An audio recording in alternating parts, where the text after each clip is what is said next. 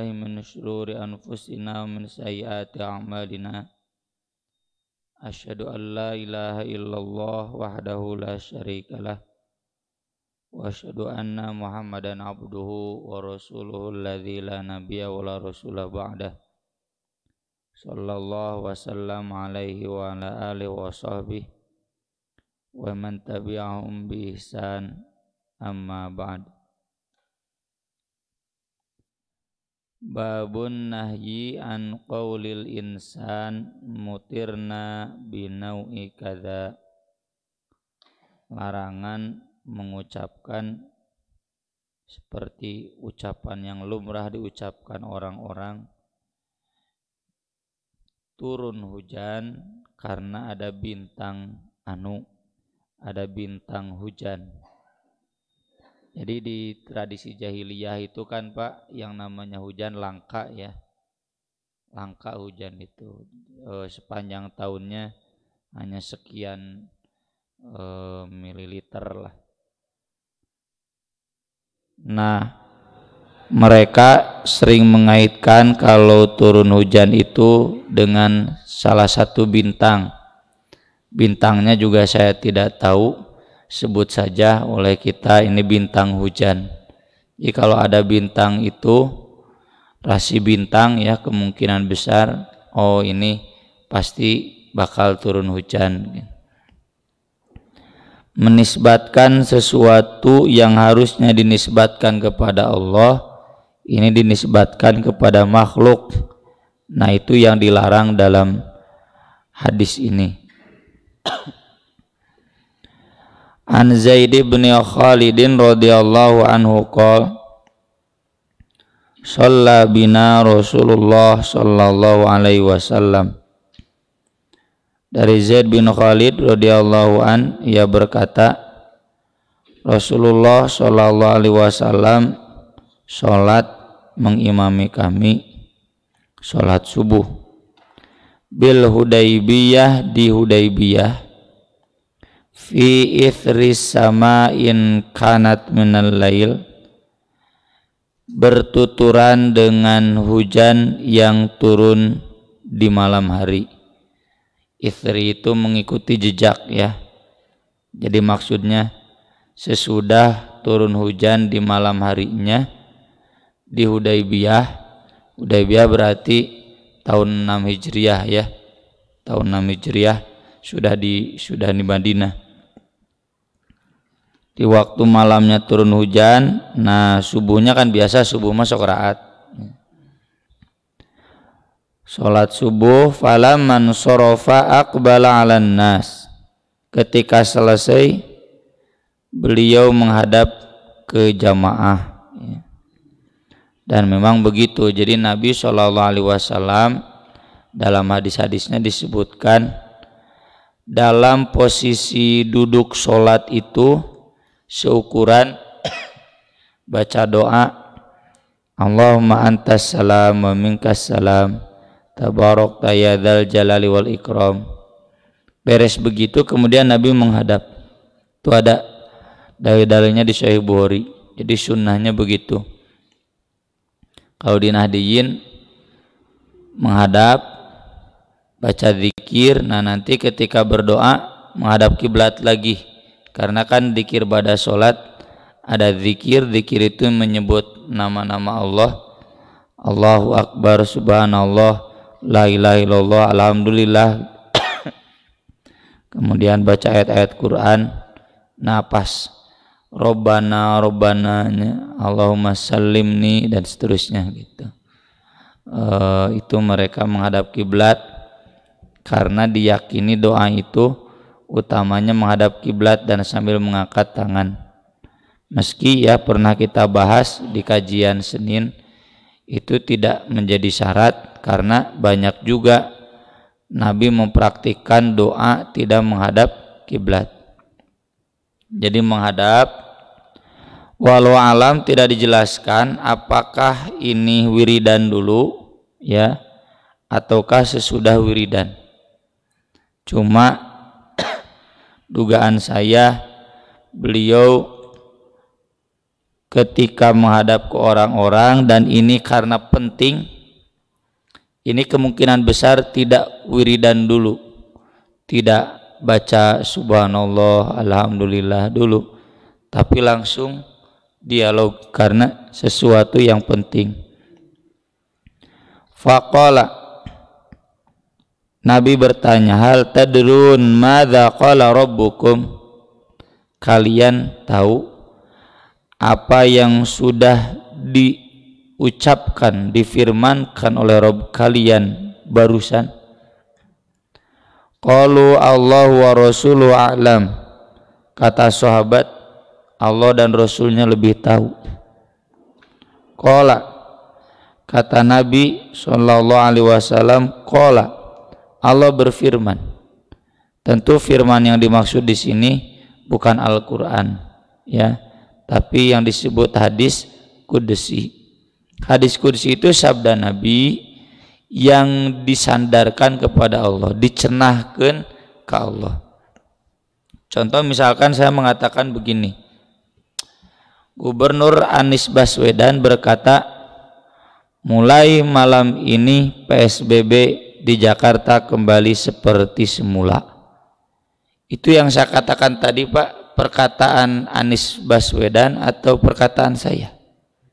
Nah gitu, perkataan saya, bukan perkataan Anies Baswedan, cuma dinisbatkan kepada Anies Baswedan, dan itu memang bukan dari saya, dari Pak Anies, cuma dibahasakan ulang oleh saya. Korespondensi itu hadis qudsi, memang disandarkan kepada Allah, firman Allah, cuma bahasanya dari Nabi Shallallahu Alaihi Wasallam. Seperti banyak di Al-Quran, wa idh qala Musa liqaumihi innallaha ya'murukum an tadhbahu baqarah, ya kan? Ketika Musa berkata kepada kaumnya, Allah memerintahkan kalian menyembelih sapi. Itu yang berkata Allah memerintahkan kalian menyembelih sapi, itu Nabi Musa atau Allah? Allah. Cuma disandarkan ke Nabi Musa, dan Nabi Musa bukan begitu bahasanya. Nabi Musa kan bukan orang Arab, ya, pastinya kurang lebih bahasa Ibrani, bahasa Israel. Meski itu kutipan pernyataan Nabi Musa, tapi dikatakannya oleh Allah. Nah, ini bedanya hadis dengan Quran. Kalau Quran itu tidak ada sedikit pun perkataan Nabi, murni asli. Walau taqawwala alaina ba'dal aqawil la akhadna minhu bil yamin. Seandainya Nabi mengubah sedikit saja perkataan Allah, teks sahuruf misalkan, langsung saat itu juga kami akan menyiksa, membunuh Nabi Shallallahu Alaihi Wasallam. Meski tentu itu mustahil terjadi, cuma ini gambaran jaminan bahwa Al-Quran itu murni 100% lafadznya dari Allah. Makanya perbedaan Quran dan hadis qudsi, Quran itu lafzan wa ma'nan, baik redaksinya, lafadznya ataupun pesannya dari Allah. Kalau hadis qudsi ma'nan, pesannya dari Allah, cuma lafzannya dari Nabi. Bedanya dengan hadis nabawi apa? Kalau hadis nabawi, hadis Nabi tidak disandarkan kepada Allah, tapi langsung qala Rasulullah sallallahu alaihi wasallam, innamal a'malu binniyat. Meski tentu innamal a'malu binniyat pun, meski itu tidak disandarkan kepada Allah, hakikatnya tetap wahyu dari Allah. Wa ma yantiqu 'anil hawa in huwa illa wahyu yuha. Semua yang diucapkan oleh Nabi itu bukan dari hawa nafsunya, tetapi wahyu yang diwahyukan. Jadi hadis-hadis itu pun wahyu, kecuali kalau nanti ada yang dikonfirmasi oleh Nabi bahwa ini bukan wahyu. menunggu konfirmasi saja. Kalau tidak ada konfirmasi, semua yang dikatakan Nabi adalah wahyu. Qala, Allah berfirman, asbaha min ibadi mu'minun bi wa kafir. Pagi ini hamba-hambaku ada yang beriman kepadaku dan kafir. Ini hamba-hambaku di sini ditujukan ke sahabat. Ya. Nanti ini yang sedang kita sorot. Sebetulnya sudah lama. Cuma ya nu mancing deui, Ustaz cenah sorot deui ieu nya dibahas deui gitu. Sebenarnya sudah lama di majelis ini juga. Sejak saya hadir di majelis ini mungkin sejak 10 tahun yang lalu sudah dibahas. Ya. Apakah kemudian sahabat kafir? Nah, tentu tidak. Maka pernyataan Nabi kafir itu bukan berarti makna yang sebenarnya. Soalnya kan ini sedang di Hudaybiyah, berarti yang ikut adalah para sahabat yang teruji keimanannya. Nggak ada orang munafik. Orang munafik kan sudah ngomong duluan. Qalatil a'rab al-mukhallafuna minal a'rab syaghalatna amwaluna wa ahluna fastaghfir lana. Cana naon geus minta izin moal ngilu ka Hudaybiyah, ya. Belum apa-apa sudah minta izin tidak akan ikut ke Hudaybiyah. Jadi yang di Hudaybiyah ini musaroleh para sahabat.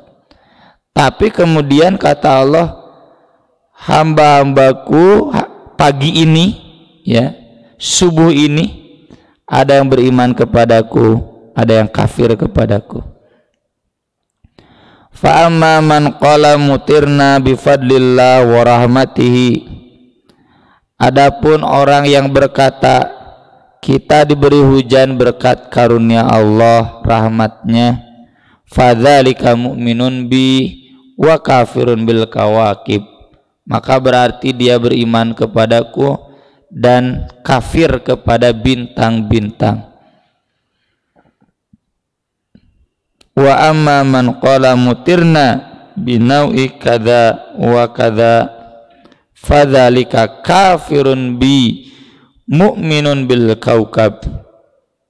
Kalau orang yang berkata kita diberi hujan berkat bintang ini dan bintang itu, maka itulah orang yang kafir kepadaku dan beriman kepada bintang hujan.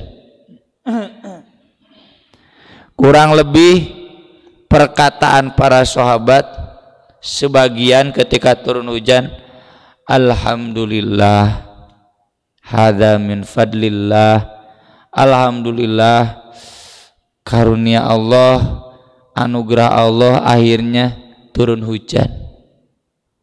Sebagian yang lain, hujan pantesan karena tadi malam ada bintang anu, nah gitu.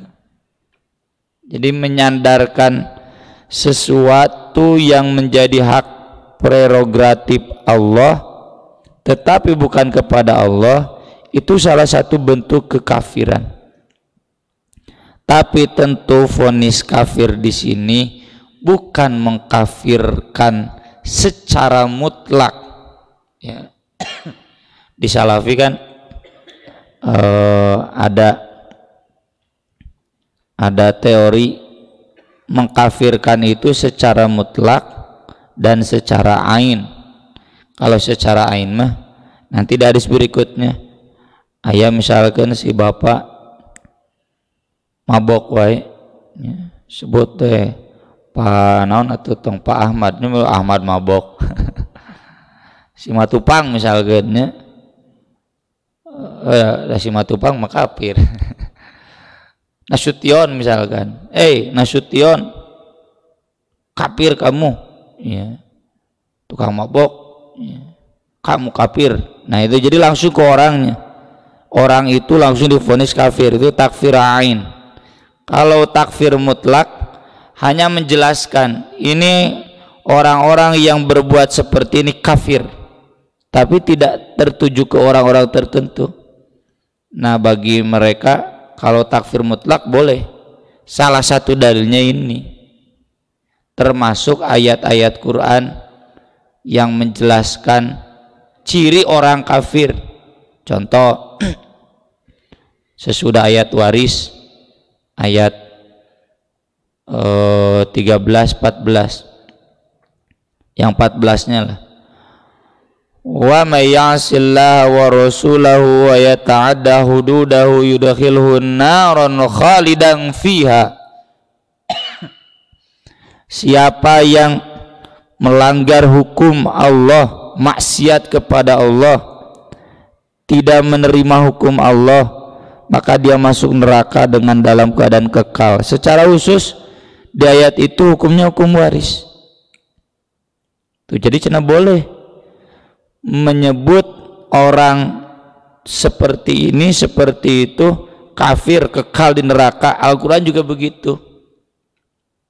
Tapi kata Ibnu Hajar dalam Fathul Bari, ini dugaan saya apa ya, Ibnu Hajar itu kan masanya sesudah Ibnu Taimiyah, ya, kemungkinan besar apa yang beliau tulis itu diantaranya banyak menghantam ini mazhab Ibnu Taimiyah dalam bab ini, bukan dalam bab lain. Dalam bab lain kan banyak dirujuk juga Ibnu Taimiyah oleh Ibnu Hajar. Ini kecurigaan saya ketika baca Fathul Bari bagian awal yang saya kutip di majalah Tafakuh, menjelaskan konsep akidah salaf. Itu beda dengan akidah yang diajarkan salafi hari ini, ya. Kata Ibnu Hajar, kalau ada orang yang amalnya kafir, maka menyebut kafir ke dia itu hanya sebagai kafir amali. Maksudnya memperingatkan dosa besar, bukan memvonis. Selama seseorang masih jelas muslim, maka tidak berhak dia disebutkan meski sifatnya itu sebagai kafir. Ya, itu yang kita tulis di buletin edisi besok, ya. Saya tulis koreksi konsep syirik akbar. Karena walau bagaimanapun meski secara mutlak tetap saja jelaskan kriterianya yang begini, yang begini, begini. Padahal yang begini, begini, begini yang dibahas itu enggak sampai mengkafirkan, keluar dari Islam, kekal di neraka, enggak. Itu hanya peringatan. Jadi bahasa Nabi di sini ke sahabat tadi kan saya bilang, apakah berarti sahabat kafir sehingga kemudian harus syahadat lagi? Jadi kalau di salafi ini diantara dalil, meski ada salafi yang lain menyebut ini kafir, di sini kafir nikmat, ya. Tapi kalau kita kaitkan dengan penafsiran Ibnu Abbas, ya, yang fala taj'alu lillahi andada wa antum ta'lamun, itu diantaranya yang mengatakan seandainya kalau tidak ada burung beo, pencuri masuk ke sini. Seandainya tidak ada anjing, tentu penjahat masuk ke sini. Jadi menisbatkan sesuatu ke anjing, ke manuk beo, itu sama dengan menyamakan burung beo dengan Allah. Beo tenon kakak tua. Menyamakan anjing, menyederatkan anjing dengan Allah. Masa Allah disederatkan dengan anjing? Musyrik itu, ya. Dan itu bagian dari fala taj'alu lillahi andada, tapi syiriknya ini enggak sampai keluar dari Islam, ya. Maka sahabat yang disebut oleh Nabi meski tidak langsung tapi kan jelas siapanya. Jadi sahabat yang mengatakan, wah ini mungkin gara-gara, nggak mungkin, ini kan tadi malam ada bintang ini makanya turun hujan. Itu yang seperti itu kata Nabi, kata Allah, sudah kafir. Tapi tentu yang dimaksud bukan kafir keluar dari Islam, kekal di neraka, ya. Yang disebut kafir akbar. Ini kafir di sini kafir sebagai peringatan. Itu yang dijelaskan oleh Ibnu Hajar di bagian awal, bahwa kalau ada vonis kafir dalam hadis, dalam Al-Quran, itu untuk orang kafir. Kalau untuk orang Islam tahdzir, bukan mengkafirkan. Nah kalau di Salafi, meskipun itu untuk orang Islam sah kafir, tapi kafir secara mutlak, tidak langsung nembak orangnya, nyangger weh. Itulah yang sering menjadi curhat. Kalau Masjid Ar-Risalah insya Allah nggak mungkin, karena jelas Masjid Persis mulai Salafi masuk ke sini, ya. Tapi kalau masjid-masjid yang di komplek terutama kan semua masuk, mau NU, Muhammadiyah, Hizbut Tahrir, Salafi boleh kan pakai masjid milik bersama. Itu bukan satu dua ya, sering saya mau di Kopo, yang di Padalarang, ya, yang di Cimahi. Ustadz, kalau mereka ngadain pengajian ngundang ke kita, termasuk yang di Katapang, ya, di Kopo, yang di Taman Kopo Indah, kita hadir kan, pengajian bagus. Tapi kalau kita ngundang mereka, mereka nggak mau hadir, udah datang di masjid juga balik weh cina gitu. Ya itulah eksklusivitas ini yang perlu dipertanyakan, ya. Akibat doktrin akidah yang terlalu eksklusif, ya jadinya begitu, ya. Makanya saya sering bilang ke anak-anak, persatuan Islam tong kitu kan, visi lagi mempersatukan umat Islam, menyatukan di dalam Islam, harus low profile. Sok ka Salafi siap berdialog, ke NU gitu tong eksklusif. Meski ya kadang hari ini persatuan Islam di sekelompok orangnya dijadikan penyeragaman Islam.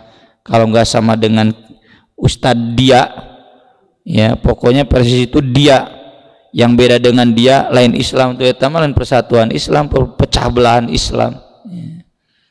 Harusnya bagaimana seluruh potensi umat Islam itu disatukan dalam Islam, bingkainya Islam kan. Islam itu jelas Quran, Sunnah, 4 madhab dalam fikih, 2 madhab dalam akidah, mau Asy'ariyah, mau Salaf, mau Syafi'i, Hanbali, mau Maliki, Hanafi, kan Islam. Jadi kita kembali ke prinsip, dia Muslim, ya kita bersatu dengan dia, ya sama-sama membangun Islam, berdakwah Islam, menyejahterakan umat. Itu kan persatuan Islam, itu bukan penyeragaman, harus seragam dalam Islam. Sampai kemarin puasa Taswa Asyura untuk Sabtu Minggu, Jumat Sabtu dianggapnya bukan Islam kan, itu leuwih teuing ti Salafi teman. Jadi Salafi juga teu kitu-kitu teuing. Ini di Persis gara-gara puasana Jumat Sabtu. Nah Jumat Sabtu udah pakai kalender pajagalan, di kalender pajagalan mah Jumat Sabtu gitu kan, sederhana. Jamaah kita alasannya, ya. Lalu kemudian diponisnya lain Islam, ya. Lain Persis itu kan sama dengan lain Islam, gitu. Itu menurut saya berlebihan, ya. Jadi model-model eksklusivitas seperti itu hemat saya harus dihentikan. Mari kita kembali ke prinsip-prinsip akidah yang jelas diajarkan oleh Nabi, diabadikan oleh para ulama. Apa beda Islam dan kafir itu? Ya, itu kan jelas. Selama dia Muslim, maka hadis-hadis yang menjelaskan sifat kafir itu tidak berarti orang Islam tersebut yang sesuai sifatnya berarti jadi kafir, kafir akbar. Tidak berarti bahwa orang Islam yang sama dengan sifat syirik orang musyrik itu menjadi syirik akbar. Tidak. Itu hanya peringatan. Jangan sampai seperti orang musyrik, seperti orang kafir. Dan statusnya, ya Pak, anu muja ka kuburan syirik memang, tapi jangan dikategorikan syirik akbar. Syirik akbar mah kafir. Syirik dosa besar. Istilahnya kata Ibnu Hajar syirik amali. Syirik amali itu dosa besar. Jadi tidak juga karena kita protes ke Salafi kemudian menyebut yang muja ke kuburannya, wah itu amal soleh ante syirik mah syirik we gitu, tapi tidak sampai kemudian berlebihan menstatuskannya sebagai syirik akbar. Syirik dosa besar ya, seperti orang yang tidak sholat Pak, Nabi sebut apa? Kafir kan. Tapi apakah kafirnya itu kafir akbar? Kan tidak. Kalau kafir akbar kemun paeh manena teu meunang disolatkeun, teu meunang dikuburkeun di Astana Anyar, kuburkeunna di kuburan Kristen, dipandu, dipaster, ya kan nggak begitu. Ya, jadi orang yang tidak sholat itu kafir.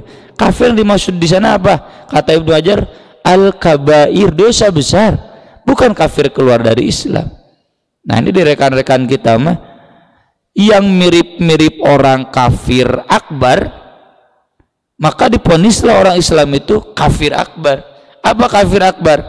Kata Syekh Shalih bin Fauzan, keluar dari Islam, kekal di neraka gitu. Aku aja ngapirkeun itu gitu, nggak boleh. Ini sekali lagi, siapapun yang menyandarkan sesuatu yang menjadi pekerjaan Allah kepada selain Allah, itu dosa besar. Termasuknya bobotoh yang bilang ayah si Warner Luis mah alus Persib teh tah eta kafir eta. Nyandarkeun ieu gara-gara Haji Umuh teu bener ya cenah gitu. Jadi menyalahkan ke manusianya, padahal semuanya ada dalam takdir Allah. Kecuali kalau seorang orang tua, ya gelas pepes kusa, ini gelas pecah sama siapa? Kamu kenapa? Itu hanya mendidik, nggak jadi soal.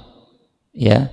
Tapi kalau menyandarkan sebab rizki, sebab keselamatan, kecelakaan bukan kepada Allah, ya. Bapak udah berapa minggu sakit? Udah 2 minggu. Udah ke dokter, udah dokter yang mana? Dokter ini, tuh jangan dokter yang ini. Itu kan murah 25.000. Ini dokter yang ini nih yang 100.000. Di Jamika Maya 400.000 sekali nyabak.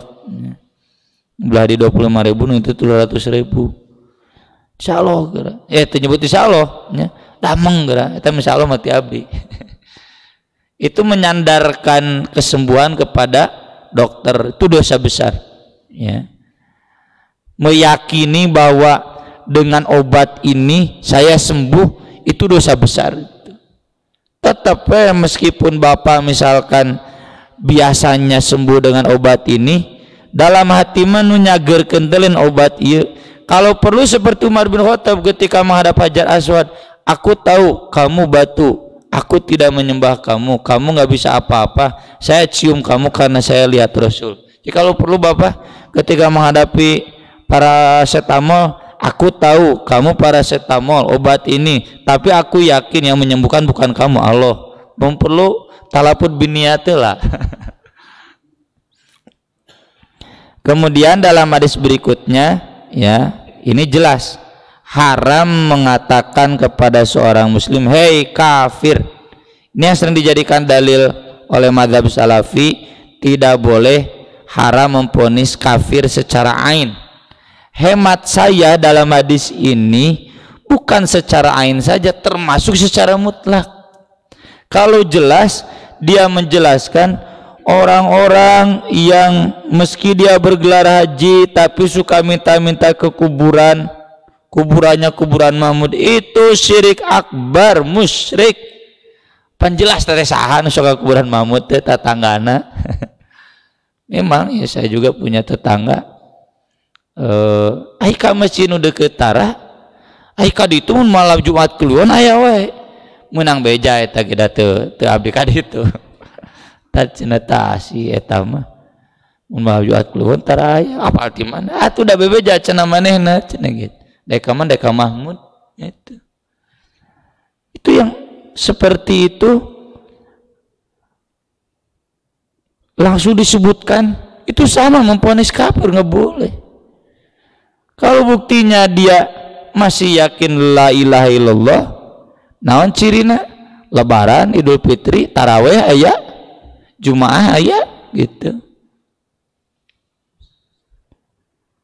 berarti dia masih yakin la ilaha illallah, tidak menyembah selain Allah, berarti dia muslim. Orang yang muslim divonis kafir, di sini Nabi menyebut berarti balik ke orangnya. Itulah ya mengapa mayoritas ahlus sunnah, ya mayoritas ahlus sunnah teh NU begitu, Syafi'iyah, karena memang mazhab mayoritas di dunia.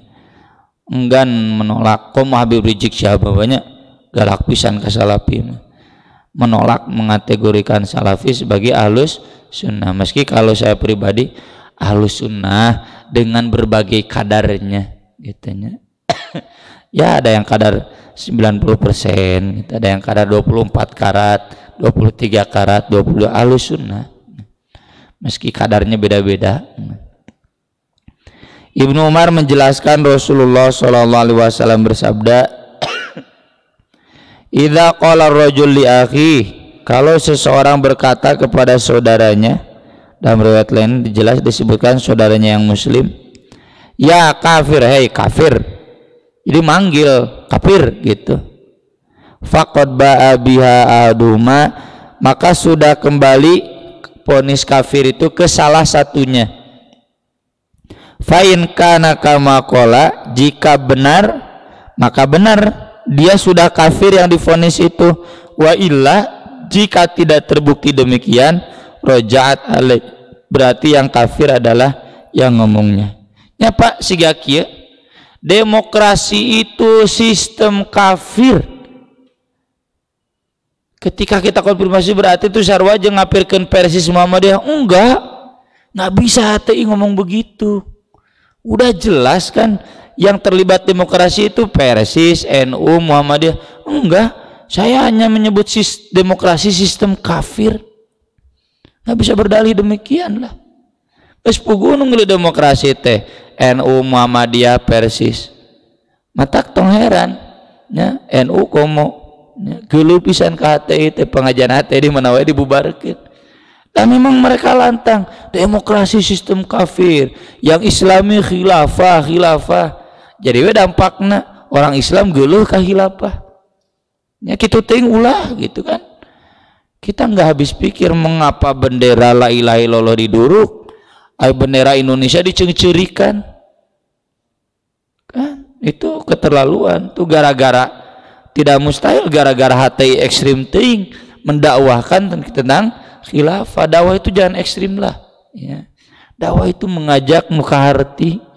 Saya sering bilang ya gara-gara HTI, ya NU tarik tidak ada khilafah, yang ada Pancasila. Gara-gara HTI. Coba kalau HTI dakwahnya bagus, mal anti kanu khilafah umat Islam, ya. Gara-gara demokrasi kafir, yang Islami khilafahnya memancing satu ekstremitas, secara teori memancing ekstremitas berikutnya. Jadi nggak bisa itu. Orang Majelis Mujahidin misalkan, ya Jamaah Ansharut Tauhid, Majelis Mujahidin yang dulu, yang sekarang saya lihat kemarin Munas di Tasik agak berubah, ya baguslah, harus berubah, masa nggak berubah, ya. Atau sebagian Salafi, ini sistem demokrasi itu kafir, kiai-kiainya kan yang di Saudi begitu, demokrasi itu kafir, mending kerajaan juga Saudi gitu, nggak ada demokrasi, ya. Jadi itu sama dengan memvonis kafir kita, udah jelas satu saha. Kalau kefaktanya kita tidak kafir kan Pak, masa kita kafir? Naudzubillah min dzalik, sudi aing kafir gitu kan, coba batal. Berarti yang ngomongnya itu yang kafir. Hati-hati. Demikian juga Abu Dzar radhiyallahu an, dia mendengar Rasulullah SAW bersabda, "Man da'a rajulan bil kufri," siapa yang memanggil seseorang kafir, au qala adu wallah, atau mengatakan musuh Allah, hei musuh Allah gitu. Musuh Allah kan kafir. Walaisa kadzalik, padahal yang dipanggil itu tidak demikian, illa haru alai, maka akan kembali kepada yang ngomongnya. Ini sekali lagi, jangan kita takfir mau mutlak mau ain, nggak boleh, karena yang mutlak pun jelas nu ditujuna orang Islam nu eta, ya nggak boleh. Ponis-ponis kafir yang ada dari Nabi itu disebutkan kayak begini kan, kafir karena mengatakan ini hujan ini, itu kafirnya bukan kafir mutlak. Itu memvonis kafir amali boleh, dan itu hanya sebagai kafir amali, bukan kafir akbar, tidak memvonis keluar dari Islam. Aku qouli hadza wa astaghfirullah li wa lakum, subhanakallahumma bihamdik, asyhadu an la ilaha illa anta, astaghfiruka wa atubu ilaik. Wassalatu wassalamu ala rasulina al karim. Wassalamualaikum warahmatullahi wabarakatuh.